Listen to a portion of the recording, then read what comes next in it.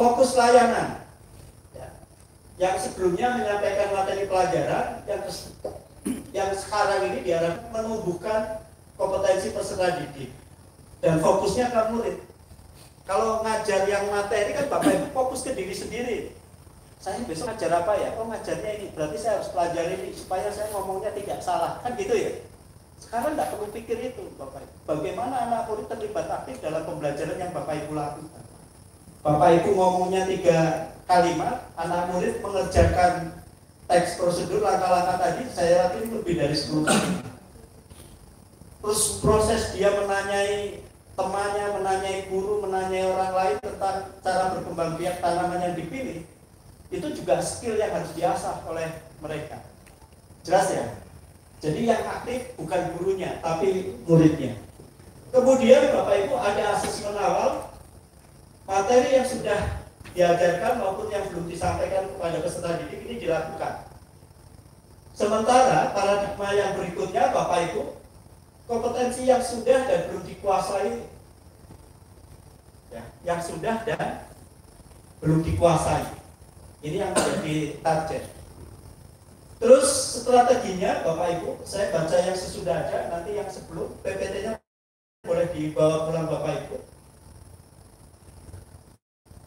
Diferensiasi pembelajaran tadi, kalau bukunya berbicara pohon pisang, maka gurunya kan ngajar pohon pisang Bapak Ibu. Selama ini kan gitu ya.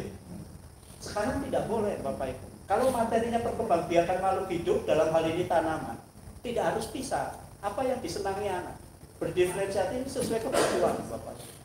Kalau anak senangnya bunga, boleh pilih bunga.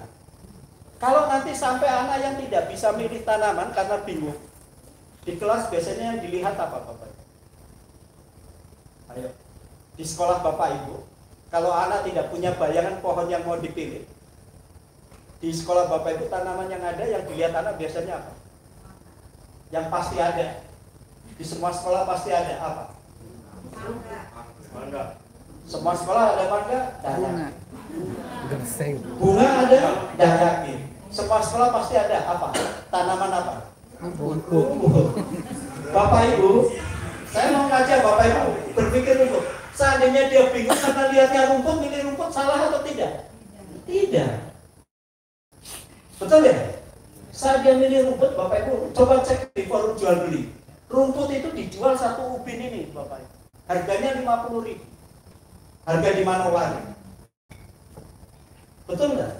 Itu kalau rumput gajah atau rumput, orang bilang rumput Jepang, itu tinggal dicangkul selebar ubin ini harganya 50.000. Belum kalau Bapak Ibu membudidaya rumput gajah yang untuk makan ternak.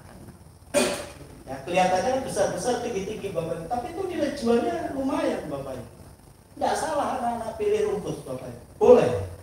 Jelas ya Bapak Ibu ya. Kemudian Bapak Ibu keluaran yang dihasilkan. Ya. Jadi penguasaan kompetensi dari masing-masing peserta didik. Ini maksudnya gini Bapak Ibu.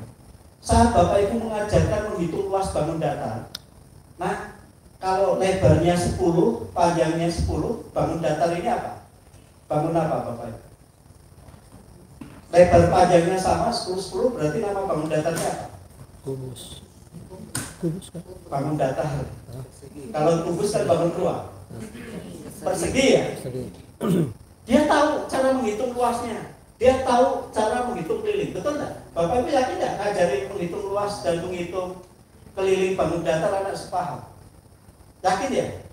Yakin. Tapi yang menjadi persoalan, saat dia pulang ke rumah, nah Bapak baru beli kapling tanah, luasnya 100 meter persegi, itu panjangnya berapa, lebarnya berapa, anak kita bingung menjawab. Padahal teori yang diajar di sekolah dengan praktek kehidupan sehari-hari sama atau beda sebenarnya angkanya? Sama. Tapi begitu lari ke kenyataan, lari ke soal cerita, anak-anak kita bingung Bapak Ibu. Betul nggak? Padahal kan kalau 100 meter, apa bedanya? Perkalian yang persegi tadi 10 kali 10. Mungkin di sekolah sentimeter. Begitu beli tanah kan pakainya meternya juga ikut bingung. Nah, ini yang masalah. Oke.